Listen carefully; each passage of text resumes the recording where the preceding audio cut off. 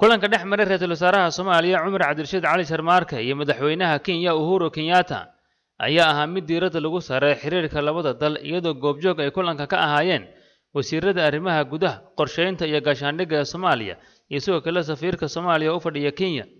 Dhanka Kenya, kulanka madaxweyne Uhuru Kenyatta waxaa ku weheliyay wasiiradiisa arrimaha gudaha iyo arrimaha dibadda iyo sidoo kale xildhibaano ka tirsan baarlamaanka Kenya. Madaxweynaha Kenya Uhuru Kenyatta ayaa kulanka kadib waxa uu sheegay in ra'iisul wasaaraha Soomaaliya uu la qaatay kulan isla markaana ay ka hadleen arrimo badan oo khuseeya labada dal. Madaxweyne Uhuru Kenyatta ayaa mar uu faahfaahinayay qodobada ay uga wada hadleen kulanka uu la qaatay ra'iisul wasaaraha Soomaaliya waxa uu sheegay in arrimaha ay ka hadleen ay ugu muhiimsanaayeen xoojinta xiriirka labada wadan ee Soomaaliya iyo Kenya. Dhanka kale waxa uu sheegay inay isku raaceen in loo baahan yahay sidii loo dhisi lahaa guddi si midaysan uga wada shaqeeya kuwaas oo diiradda saara arrimaha khuseeya labada wadan.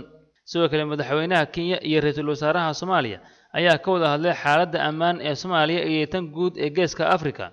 Kulankan ayaa yimid kadib markii ra'iisul wasaare Cumar Cabdirashiid Cali Sharmaarke ay wafdi uu hogaaminayo ay booqdeen Jimcihii la soo dhaafay xerada qaxootiga ee Dadaab ee waddanka Kenya, halkaas oo ay ku nool yihiin dad tiradooda lagu qiyaasay nus milyan Soomaali u badan. Dowladaha Kenya, Soomaaliya iyo sidoo kale hay'adda qaramada midoobay u qaabilsan qaxootiga UNHCR ayaa heshiis saddex geesood ku gaaray magaalada Nairobi iyagoo isla gartay in si iskooda qaxootiga Soomaalida ay dib ugu laabtaan waddankooda.